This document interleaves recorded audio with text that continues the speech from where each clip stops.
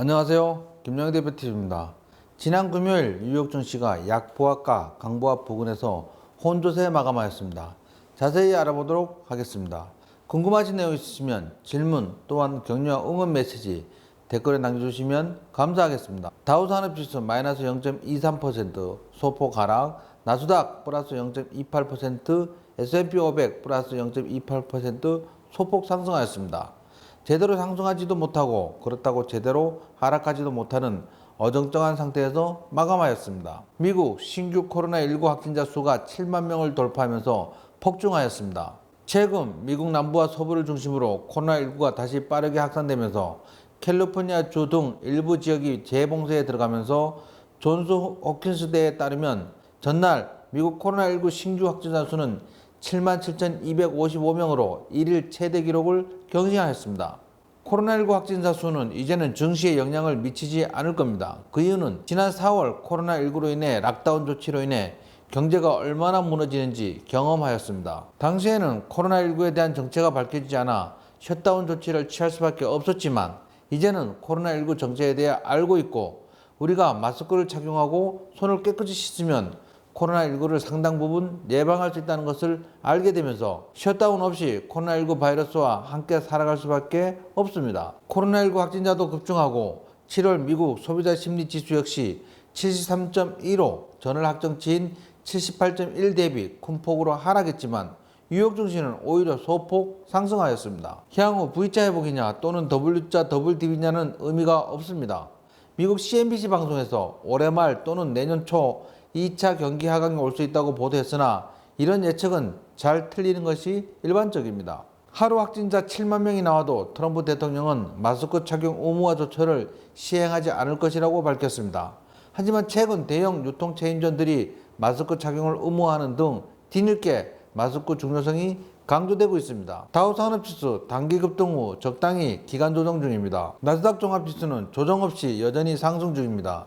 D편에서 나스닥 초대형주 흐름을 보면서 설명드리겠습니다. S&P 500 단기 급등 후 적당히 기간 조정 후 직전 고점 돌파 시도 중입니다. 애플은 여전히 상승 중입니다. 워렌 버핏이 애플 주식을 대량 매입해서 48조 원에 달하는 평가 이익을 챙겼다는 소식입니다. 테슬라는 며칠 전 부정적 보고서 이후 주춤거리고 있습니다. 이대로 추가 상승할지 또는 일부 조정받을지 쉽사리 판단하기 어려운 상황입니다. 하지만 혹시 조정을 받더라도 짧은 기간에 다시 반등할 것으로 예상됩니다. 그 이유는 어차피 세상은 테슬라 전기차로 뒤덮일 것이 확실하기 때문입니다. 아마존 소폭 조정 중입니다. 넷플릭스는 며칠 전 대량 거래 터지면서 조정 중입니다. 넷플릭스가 코로나19 여파로 가입자가 급증했지만 3분기부터 그 효과가 줄어들 것이란 전망에 하락 중입니다. 하지만 이건 역시 조정이 크지 않을 것으로 예상합니다. 나스닥 포함 미 증시 조정 가능성은 애플, 마이크로소프트, 아마존, 구글, 테슬라 그리고 넷플릭스 조정 여부에 달려 있습니다. 하지만 연준의 계속된 양적 완화 정책으로 조정이 나와도 그 조정은 크지 않을 것으로 예상합니다. 오늘 11월 미 대통령 선거에서 조 바이든의 지지율은 여전히 앞서가고 있습니다. 우리는 민주당 당선 가능성으로 지난주 하나솔루션 추천드린 후 연일 급등 중입니다. 중국이 돌연 국외 금융사 경영권을 접수한 것으로 알려지고 있습니다. 역시 중국은 공산당이 지배하는 국가로 나쁜 선례를 만들고 있습니다. 청와대에서 서울 그린벨트 해제 검토를 강력하게 밀어붙이고 있습니다. 이것과 관련하여 현대건설, HDC 현대산업개발, 대림산업, 삼성물산, GS건설 등 며칠간 분할로 매수하면 좋은 흐름 기대됩니다. 문재인 대통령이 주식 양도세 재검토 지시를 내렸습니다. 이대로 주식 양도세가 전면 취소되지는 않겠지만 많이 축소될 전망입니다. 이것 때문에 증시가 조정받지 않았듯이 이것 때문에 증시가 크게 반등하지는 않을 것으로 예상됩니다. 우리 증시 최근 영혼 없이 미국 야간 선물에 따라 소폭 오르내리는 해바라기 장세가 이어지고 있습니다. 신용장고는 사상 최대치로 급증하고 있습니다.